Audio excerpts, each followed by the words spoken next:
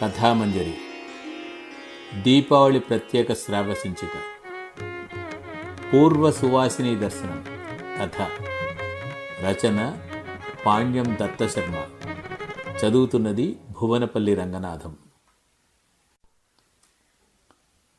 అకుబేరపురీ విలోకనం అధరా సూనుకరం అధతత్ పరిహారహేతవే. పంతులు గారు గుళ్ళో పురాణ ప్రవచనం చేస్తున్నారు.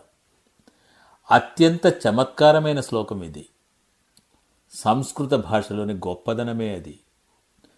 కుబేరపురి అంటే అలకాపురి, అకుబేర అంటే అనలక అంటే కేశములు లేనిది, అంటే విధవ.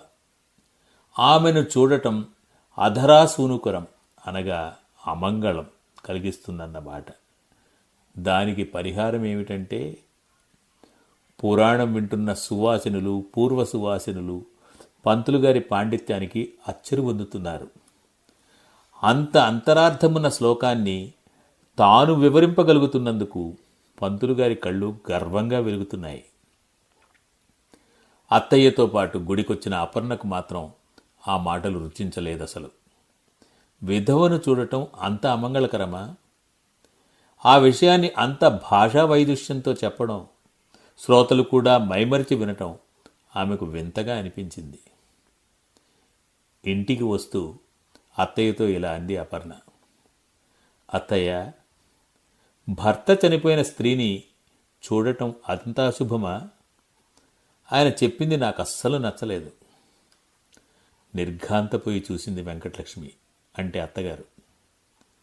అదేమిటే అలా అనేసావు? ఆడదానికి ఆ పసుపు కుంకుమలే సంపద. అవి పోయిన తర్వాత ఆమె జీవోత్సవమే. అందుకే పెద్దలు శాస్త్రాల్లో అంత బాగా చెప్పారు. నీవు చిన్న పిల్లవు, ఇంకా ఇలాంటి గొప్ప విషయాలు నీకు తెలియవు. పద పద, లేట్ అయితే మీ మావయ్య అపర దుర్వాసుడవుతాడు. టయానికి ఆయనకు టిఫిన్ పెట్టకపోతే ఇంకేమైనా ఉందా అంటూ మెళ్ళలోని మంగళసూత్రాల్ని కళ్ళకొద్దుకుంటూ వేగంగా అడుగులు వేసిందమ్మాయి. వెంకటలక్ష్మి మొగుడు కోఆపరేటివ్ సబ్ రిజిస్ట్రార్గా రిటైర్ అయినాడు. ఆయన పేరు అచ్యుతరావు. వాళ్లకు ఒక్కడే కొడుకు రఘుపతి. ఉద్యోగాలు చేసే పిల్లలు వినయంగా ఉండరని ఇంటర్లో ఆపేసిన బంధువుల అమ్మాయి అపర్ణను కోడలిగా తెచ్చుకున్నారు. ఆ అమ్మాయి వాళ్ళది దిగువ మధ్యతరగతి కుటుంబం. వీళ్లకు తగినట్లే అణకువగానే ఉంటుంది. చాలా కాలం క్రితమే వైదేహీ నగర్లో ఇండిపెండెంట్ ఇల్లు కట్టుకున్నారు. రఘుపతి యథాప్రకారం బీటెక్ చదివి హైటెక్ సిటీలోని ఒక ఐటీ కంపెనీలో పనిచేస్తాడు. ఎల్బీ నగర్ మెట్రో స్టేషన్ వద్ద బైక్ పెట్టుకుని మెట్రోలో రోజూ ఆఫీస్ వెళ్ళొస్తాడు. రాత్రి మగనితో ఈ ప్రస్తావన తెచ్చింది అపర్ణ. రఘుపతి ఇలా అన్నాడు. అప్పు, కొన్ని శాస్త్రాలకు అర్థం బద్ధం ఉండదు. చూస్తేనే పాపం చుట్టుకునేంత నేరం ఏం చేశారు వాళ్ళు పాపం. నీవు బాధపడ్డంలో అర్థం ఉంది. కానీ మనం ప్రశాంతంగా ఉండాలంటే మాత్రం మా అమ్మతో నీవు ఏకీభవించకపోయినా అలా నటిస్తే మంచిదని నా అభిప్రాయం. అపర్ణ నవ్వింది. అర్థమైంది లేండి అన్నది. తర్వాత కొన్ని రోజులకే ఒక దుర్వార్త. అపర్ణ మేనత్త భర్త చనిపోయాడు. ఆమెతో చిన్నప్పటి నుండి అనుబంధం ఎక్కువ అపర్ణకు. చిన్నప్పుడు వాళ్ళింట్లోనే కొంతకాలం పెరిగింది కూడా. మేనత్త వాళ్ళుండేది నంద్యాలలో. వెంటనే బయలుదేరి అత్తను పరామర్శించడానికి వీలు లేకపోయింది. ఎందుకంటే సరిగ్గా అప్పుడే వెంకటలక్ష్మి యూరినల్ ఇన్ఫెక్షన్తో హాస్పిటల్లో చేరింది. తన నిస్సహాయతను తెలియజేస్తూ అత్తకు ఫోన్ చేసింది అపర్ణ. అప్పటికే అపరకర్మలన్నీ అయిపోయాయి. మేనత్త ఏడుస్తూ ఇలా అంది ఫోన్లో. అమ్మలు, మీ మామయ్య నాకు అన్యాయం చేసి వెళ్ళిపోయాడే. చిటికెడు కుంకుమ నా నుదుట పెట్టుకోలేని దౌర్భాగ్యం దాపురించింది నాకు. మీ బావ చూస్తే ఎక్కడో గురుగాంలో ఉన్నాడు. వచ్చి తండ్రికి అన్నీ నిర్వర్తించిపోయాడు. తమతో వచ్చేయమని నా కోడలు కూడా బ్రతిమిలాడింది. కానీ ఆయనతో మెసిలిన ఈ ఇల్లు ఊరు వదిలిపోవాలని లేదే. ఆయన పెన్షన్ నాకు వస్తుందట. ఓపికన్న నాళ్ళు ఇక్కడే గడిపేస్తా. అత్త, మా అత్తయ్య హాస్పిటల్ నుండి డిశ్చార్జ్ అవ్వగానే వచ్చి నిన్ను చూసిపోతా అన్నది అపర్ణ. వద్దు వద్దు, నెల దాటితే నన్ను చూడకూడదు, 3వ నెలలో వద్దు గాని అన్నది మేనత్త. గొంతు తగ్గించి ఇలా చెప్పింది. నాకు ఎంతో బాధ కలిగించింది ఏమిటంటే, మనవాళ్లే నన్ను ముండమోయించే క్రతువు చేయడానికి తహతహలాడారు. అదంతా వద్దు అని నేను మొత్తుకున్నా వినలేదు. ఎవరో ఎందుకు, మీ అమ్మే. గాజులు పగలగొట్టడం, బొట్టు చిరిపేయటం, తాళి తీసేయడం ఎంత తంతు జరిపారని. నా అంతటా నేను అవన్నీ మెల్లగా తీసేద్దామనుకున్నాను. మా చెల్లెలైతే విశ్వరూపం చూపించిందనుకో. అందరూ ముత్తైదువులే. వాళ్లలో నా భర్త చనిపోయిన దానికన్నా వాళ్ల భర్తలు బతికే ఉన్నారనే సంతోషం నాకు ఎక్కువగా కనపడింది. ఇలా ఆలోచించడం తప్పేనేమో. నువ్వు నా కూతురులాంటి దానివని చెప్తున్నాను, మనసులో పెట్టుకోవే. భారమైన మనసుతో ఫోన్ పెట్టేసింది అపర్ణ. 3వ నెలలో అత్తను చూసి వద్దామని అడిగింది భర్తను. వీకెండ్లో నంద్యాలకు వెళ్ళి వద్దామన్నది. వెంకటలక్ష్మి బ్రుకిటి ముడిపడింది. 3వ నెలైనా మహాలయ పక్షాల్లో ఎవరన్నా విధవం చూస్తారటే, తర్వాత చూద్దాంలే అన్నది. రఘుపతి నవ్వుతూ తల్లితో అన్నాడు. మహాళయ పక్షాలంటే పితరులకు తర్పణాలవి వదిలే కాలమే కదమ్మా. శుభకార్యాలకు పనికిరావు కానీ ఇలాంటి వాటికే. వితండవాదం చెయ్యకురా రఘు, ఇవన్నీ ఆడవాళ్ల విషయాలు, నీకేం తెలుసు అని దబాయించింది కొడుకును. ఇలా మరి కొన్ని రోజులు గడిచాయి. ఏదో అవాంతరాల వల్ల 5వ నెలలో కుదరలేదు. ఈలోపు కరోనా విరుచుకుపడింది. లాక్డౌన్లు, ప్రయాణాలు బంద్. మేనత్తకు కరోనా సోకిందని అపర్ణ వాళ్ళమ్మ ఫోన్ చేసింది. ఒక్కతే ఉంది కాబట్టి సెల్ఫ్ క్వారంటైన్లో ఉందని, మందులు వాడుతోందని, పర్వాలేదని చెప్పిందామె. మీ అత్త మనింటికి వస్త్రం తీసుకుపోవడానికే కుదరడం లేదు. అదేదో అయిపోతే మనకు మంచిది. అయినా తనకు మాలిన ధర్మమని పక్కింటి వాళ్లకు కరోనా వస్తే వాళ్లకు వంట వండి ఇచ్చేదట. అలాగే అనుకున్నట్టుంది. అయినా మీ అత్తకు ఎక్కడలేని వ్యాపకాలు. మీ మామ చచ్చిపోయిన తర్వాత మరీ ఎక్కువయ్యాయి. వాళ్ల వీధిలోని శివాలయం చుట్టూ ఆవరణంతా శుభ్రం చేస్తోందట. అనాథాశ్రమంలో పిల్లలకు వడ్డించడం లాంటివి చేస్తుందట. పోగాలం దాపురించిన వారు కనరు వినరు అని ఊరికే అన్నారా? తల్లి ధోరణి విసుగును అసహ్యాన్ని కలిగించింది అపర్ణకు. ఎంత ఉదాత్తంగా బతుకుతోంది అత్త. అమ్మకే అది అసహజంగా కనపడుతోంది. అత్తకు ఫోన్ చేసింది. అమ్మలు, ఎలా ఉన్నావే అంది అత్త. బాగున్నా అత్త. నీకే కరోనా వచ్చిందని దుఃఖంతో కంఠం వణికింది అపర్ణకు. అవునే, తగ్గిందిలే, కానీ చాలా నీరసంగా ఉంటుందే తల్లి. పాపం పక్కింటి వాళ్ళు, మనవాళ్లు కాకపోయినా తిండి తిప్పలు అన్నీ ఎంత జాగ్రత్తగా చూసుకున్నారనుకున్నావు. ఎందుకో ఈ మధ్య షుగర్ కూడా బాగా పెరిగింది. మీ ఆయన బాగున్నాడా? మాకు మనవడినో మనవరాలనో ఇచ్చేదుందా లేదా? ఈ మధ్య నాకెందుకో నిన్ను చూడాలని మరీ మరీ అనిపిస్తోందే. ఈ కరోనా మానవ సంబంధాలనే దెబ్బతీస్తుందేమో. మీ మామ చనిపోయినప్పుడు వచ్చినవాడు మీ బావ గురుగావ్ నుంచి ఇంతవరకు రాలేదు. ఏం చేస్తాడు పాపం. వాణ్ణి చూడాలని ప్రాణం కొట్టుకుపోతూ ఉంది. అత్త మాటలకు దుఃఖం వచ్చింది అపర్ణకు. ఫోన్లోనే ఏడ్చేసింది.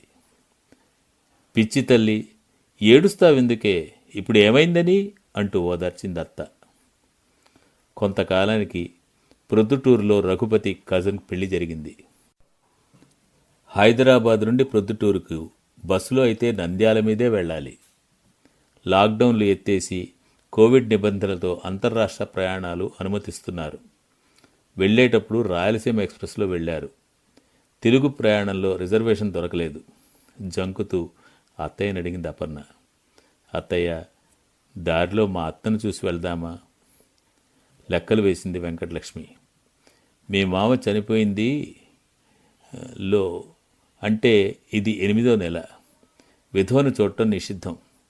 పోనీలే అనుకున్నా ఈరోజు మంగళవారం అయినా కరోనా పేషెంట్ను పనిగట్టుకుని చూడటం అవసరమా? ఏం అక్కర్లేదు అంటూ తేల్చిపారేసింది. కర్నూలు వరకు టాక్సీ మాట్లాడుకున్నారు. అక్కడి నుండి తుంగభద్ర అందుకుంటారు. కారు ఆళ్లగడ్డ దాటి నంద్యాల సమీపిస్తుంటే అపర్ణకు దుఃఖం ఆగలేదు. నూనేపల్లి దాటి రైల్వే స్టేషన్ తర్వాత బొమ్మల సత్రం దగ్గర అడిగింది అపర్ణ. అత్తయ్య, ఒక్క పావు గంట మీరు రోడ్డు పక్కన ఆపుకుంటే నేను ఒక్కదాన్ని ఆటోలో వెళ్ళి మా అత్తను చూసొస్తాను. ప్లీజ్ అత్తయ్య. ఏవండి, మీరైనా చెప్పండి అన్నది భర్తతో. తల్లి వైపు చూశాడు తనయుడు. భార్య మేనత్త కోసం తల్లితో వైరం తెచ్చుకోవడం ఇష్టం లేదు అతనికి.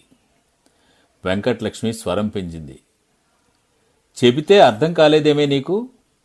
8వ నెలలో ఎలా చూద్దామనుకుంటున్నావు? బుద్ధుందా అసలు? అలా చేస్తే అరిష్టం. కొంపకు చేటు తెచ్చే పనులు చేయకు అంది తీవ్రంగా. పోనీ అత్తనే ఇక్కడికి రమ్మంటే అంది అపర్ణ భయంగా. ఏ రాయి అయితేనేం బుర్ర పగలగొట్టుకోవడానికి అన్నది వెంకటలక్ష్మి ఈసడింపుగా ఇక ఊరుకోమన్నట్టు. సైగ చేశాడు రఘుపతి. సంభాషణ అంతా వింటున్న టాక్సీ డ్రైవర్ ఇలా అన్నాడు. పెద్దమ్మ, ఆ అమ్మ అంతా అడుగుతా ఉంటే అట్ట కసురుతూ ఉండావేందమ్మా? సాక్ష్యం మంచి కంటే ఎక్కువైంది. పంపించు తల్లి, పాపం. మామయ్య కోపం వచ్చింది ఆ మాటలకు. ఏమయ్యా, నీ పని నువ్వు చూసుకోక మా విషయాల్లో ఎందుకు తలదూరుస్తున్నావు? మాకు ఎన్ని సంప్రదాయాలుంటాయి, నీకెందుకు? డ్రైవర్ తనలో తాను గొణుక్కున్నాడు. దీని అమ్మ సంప్రదాయం, దీనికి ఆ గెట్ట. నంద్యాల దాటిపోతుంటే వెక్కి వెక్కి ఏడ్చింది అపర్ణ. అత్తయ్య మళ్లీ గదిమింది. శుభమా అంటూ పెళ్లికి పోయి వస్తుంటే ఈ ఏడుపేంటి? ఎవరో పోయినట్టు. చాలే ఆపో. రఘుపతి అనునయంగా భార్య భుజం మీద చేయి వేసి నొక్కాడు. కరోనా తగ్గుముఖం పట్టింది. నిత్య జీవితం పునరుద్ధరింపబడింది. రఘుపతి కంపెనీ వాళ్ళు 3 నెలల ట్రైనింగ్ కోసం అమెరికాకు పంపారు. అపర్ణ ముభావంగా మారిపోయింది. కానీ అత్తామామలకు సేవ చేయడంలో ఏ లోటు చేయడం లేదు. ఆ రోజు ఇల్లు చేరుకున్నాక రాత్రి మేనత్తకు ఫోన్ చేసి ఏడ్చింది అపర్ణ. అత్త, నంద్యాల ఊర్లో నుంచి వస్తూ నిన్ను చూడ్డానికి రాలేకపోయాను. నన్ను క్షమించత్తా. మా అత్తయ్య ససేమిరా వద్దంది. వాళ్ళను బొమ్మల సత్రం దగ్గర ఉండమని, నేనొక్కదాన్నే నిన్ను చూసి వస్తానని, అలా కుదరకపోతే నిన్నైనా రమ్మందామని ఎంత బతిమిలాడినా అమ్మలు. ఆమె దృక్పథం ఆమెది. వారింటి కోడలివి. నువ్వు వాళ్ళని కాదని ఏం చేస్తావు? నీ సంసారం జాగ్రత్త తల్లి. వద్దుగానిలే, నేనెక్కడికి పోతాను? తర్వాత కొంతకాలానికి అత్తకు ఫోన్ చేస్తే ఎత్తలేదు. అలా 2-3 సార్లు జరిగిన తర్వాత అపర్ణకు ఆందోళన ఎక్కువైంది. మరుసటి రోజు ఎవరో ఎత్తారు. హలో, ఎవరమ్మా? నా పేరు అపర్ణండి. హైదరాబాద్ నుంచి మాట్లాడుతున్నాను. నేను భాగ్యమ్మ గారి మేనకోడల్ని. మా అత్త 2 రోజుల నుండి ఫోన్ ఎత్తడం లేదు. ఆమె బాగుంది కదండి? అయ్యో, నీవా అమ్మా? మీ అత్త దినదిన రోజు నీకోసం కలవరింటా ఉంది. మీ మామ చచ్చిపోయి ఇన్ని దినాలైనా నువ్వు మీ అత్తను చూడ్డానికైనా రాకపోతివి అన్నాడు ఆయన అటువైపు నుంచి. మేము మా భాగ్యమ్మ ఇంటి పక్కనే ఉంటుండా. ఆ అమ్మకు షుగర్ ఎక్కువైపోయి ఏం బాగలేకుండే సహదేవుడు హాస్పిటల్లో చేర్పిస్తుమి. ఆ అమ్మ కొడుకు గూడుక ఫోన్ చేసి వచ్చినాలే, ఒకసారి వచ్చి చూసిపోమే. అప్పుడు రాత్రి 9 గంటలవుతోంది. వెళ్ళి అత్తను లేపింది. విషయం చెప్పింది. ఆవులిస్తూ వెంకటలక్ష్మి అన్నది, అయినా ఇది 10వ నెల. 11వ నెలలో వెళ్తావు గాని వాడు కూడా లేడు. ఒక్కదానివి ఎలా వెళ్తావు? పైగా రేపు శుక్రవారం అంటూ అటు తిరిగి పడుకుందామె. అపర్ణ తన గదికి వచ్చింది.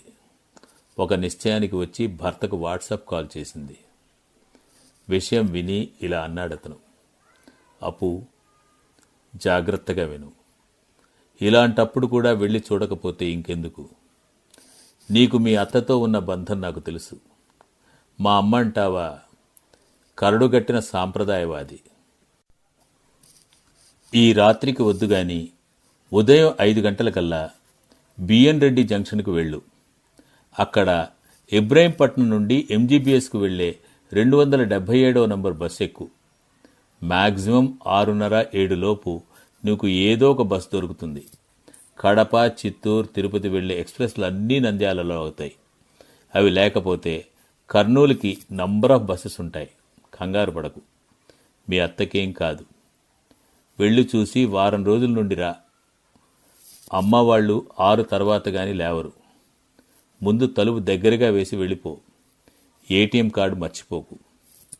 క్యాష్ ఒక 2,000 దగ్గర పెట్టుకో. Be brave and proceed. తర్వాత అమ్మను నేను నచ్చజెప్తాలే. భర్త మాటలతో కొండంత ధైర్యం వచ్చింది అపర్ణకు. రాత్రంతా నిద్రపట్టలేదు. 3:30కే స్నానం చేసి దేవుడికి దీపారాధన చేసి హారతిచ్చింది. అత్తయ్యకు మెలకు వస్తుందని గంట వాయించలేదు. అత్తకు బాగా వాలని దేవుడికి మొక్కుకుంది. ఒక బ్యాగ్లో 4 చీరలు అన్నీ సర్దుకుంది. వ్యానిటీ బ్యాగ్లో ఏటీఎం కార్డు, కొంత క్యాష్ పెట్టుకుంది. ఎందుకైనా మంచిదని బంగారం చైను, గాజులు తీసి బీరువాలో దాచింది. సరిగ్గా 5 గంటలకు ఇంటి నుండి బయటపడింది అపర్ణ. మెడిప్లస్ వద్ద ఆటో ఎక్కి బిఎన్ రెడ్డి దగ్గర దిగింది. 10 నిమిషాల్లో 277 మెట్రో ఎక్స్ప్రెస్ వచ్చింది. ఖాళీగా ఉంది. ఎంజీబీఎస్కు టికెట్ తీసుకుని నిశ్చింతగా నిట్టూర్చింది. బస్ స్టేషన్లో కర్నూలు వైపు వెళ్లే బస్సులు ఎక్కడుంటాయో అడిగి కర్నూలు సెక్టార్ అని వ్రాసి ఉన్న చోటికి వెళ్ళింది. కర్నూలు మీదుగా వెళ్లే బస్సులు దాదాపు 8 నిలబడి ఉన్నాయి. అన్నీ సూపర్ లగ్జరీలు, గరుడలు. ఒకటి గరుడ ప్లస్ తిరుపతి వెళ్లేది. నంద్యాలకు సీటుందా అని బయట తెల్లని యూనిఫామ్లో ఉన్న డ్రైవర్ని అడిగింది. ఆయన చార్ట్ చూసి 7వ నంబర్ లేడీస్ సీట్లో కూర్చోండమ్మా అని చెప్పాడు. సరిగ్గా 7 గంటలకు బయలుదేరింది బస్సు. ఫోన్ మోగితే తీసి చూసింది అత్తయ్య. వెంటనే డిస్కనెక్ట్ చేసి స్విచ్ ఆఫ్ చేసుకుంది. దారిలో విఘ్నేష్ విరాట్ అన్న రెస్టారెంట్ వద్ద 9:30కు బ్రేక్ఫాస్ట్ కోసం ఆపాడు. 2 ఇడ్లీలు తెచ్చుకుంది. కానీ ఒకటే తినగలిగింది. కాఫీ తాగింది. బాత్రూంకు పోయి వచ్చి విశ్రాంతిగా బస్సులో కూర్చుంది. మనసంతా అత్త మీదే ఉంది. సరిగ్గా 12 గంటలకు నంద్యాలలో దింపాడు. ఆటో మాట్లాడుకుని సహదేవుని హాస్పిటల్కి వెళ్ళింది ఆమె. రిసెప్షన్లో భాగ్యమ్మ అనే పేషెంట్ ఎక్కడ ఉన్నారని అడిగితే అక్కడున్న ఆమె చెప్పింది. ఐఎమ్ సారీ మేడం, ఆమె ఈ తెల్లవారుజామున పోయారు.